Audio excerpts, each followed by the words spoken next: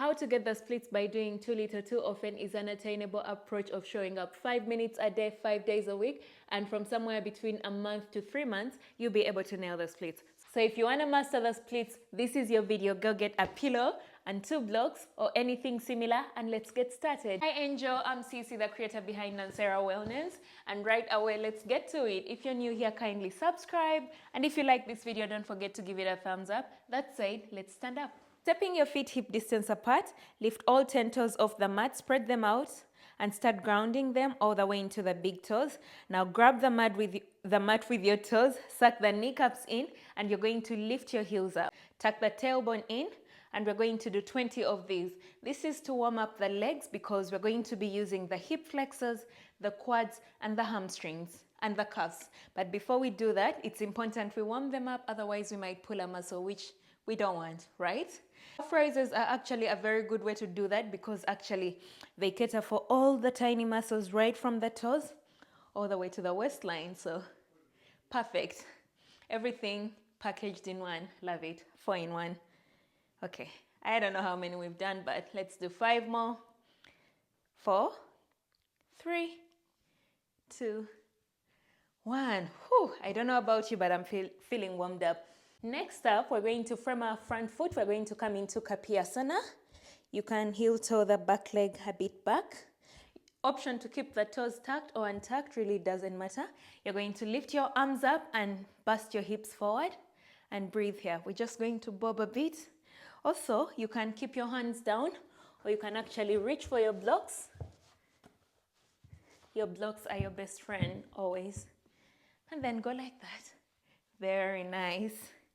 Let's do 30 of this. 7, 9, 11, 14, 16, 18, 20, 22, 24, 26, 28, 30. Awesome. And now from here, you can keep your hands on the blocks. You might actually need a strap. I'm sorry I didn't cue that. But lift the back leg up. Now we're going to stretch the quad of this other leg. Bring the foot towards your glute and hold it there. Lean forward. If you feel like your knee is going over the ankle, then you can heel toe the foot forward, inch it forward, and pull the heel of the left leg towards your glute. Hoo, hoo, hoo. Yep. You felt that in the left quad, didn't you? Awesome. And now from here, we're going to lengthen into the right leg.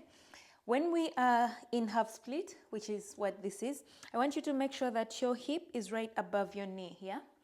And again, we're going to try to stay here for 30 seconds to 1 minute. Ideally, it should be a minute really, so 1 minute on each leg for each pose.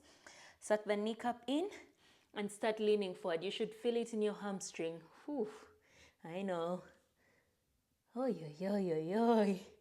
And once again, you can bob so you get deeper into the hamstring, baby steps. If you want to go into the deep end, lengthen and lean. It burns.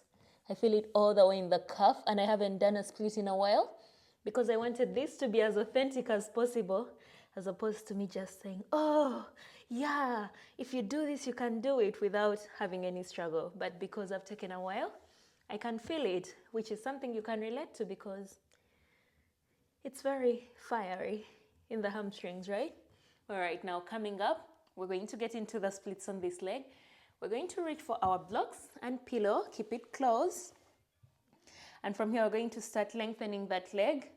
If your mat is not able to support you to slide that foot forward, you can wear a sock and get off the mat, come onto the parquet.